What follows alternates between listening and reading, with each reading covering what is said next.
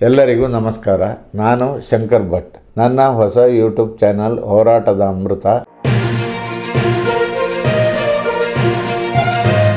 ಕನ್ನಡದ big reality show ಮೂಲಕ ಖ್ಯಾತಿ ಪಡೆದಿರೋ ನಿವೇದಿತಾ ಗೌಡ ಹಾಗೂ ಚಂದನ್ ಶೆಟ್ಟಿ ಒಂದಲ್ಲ ಒಂದು ವಿಚಾರಕ್ಕೆ ಸುದ್ದಿಯಲ್ಲಿ ಇರ್ತಾರೆ.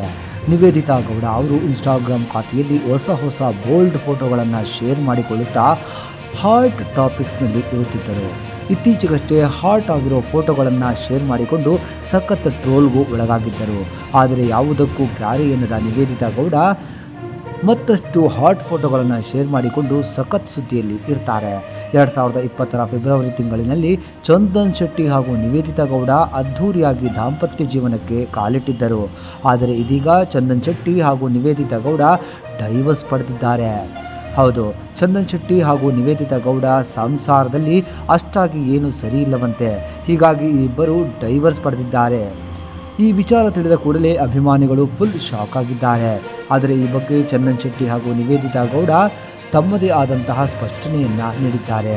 ಇನ್ನು ಚಂದನ್ ಶೆಟ್ಟಿ ಹಾಗೂ ನಿವೇದಿತಾ ಗೌಡ ಇಬ್ಬರು ಭೇಟಿಯಾಗಿದ್ದು ಬಿಗ್ ಬಾಸ್ ಕಾರ್ಯಕ್ರಮದಿಂದ. ಬಿಗ್ ಬಾಸ್ ಶೋನಲ್ಲಿ ಚಂದನ್ ಶೆಟ್ಟಿ ಹಾಗೂ ನಿವೇದಿತಾ ಗೌಡ ಸ್ಪರ್ಧಿಸಿದ್ದರು. ಅಲ್ಲಿಂದಲೇ ಇಬ್ಬರ ಮಧ್ಯೆ ಆತ್ಮೀಯತೆ ಬೆಳೆಯಿತು.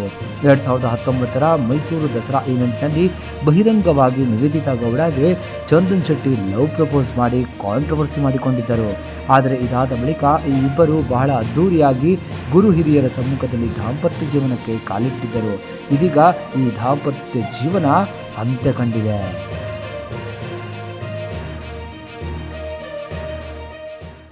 ಶೇರ್ ಮಾಡಿ, ಸಬ್ಸ್ಕ್ರೈಬರ್ ಆಗಿ, ಬೆಲ್ ಐಕನ್ ಅನ್ನು ಒತ್ತಲು ಮರೆಯದಿರಿ.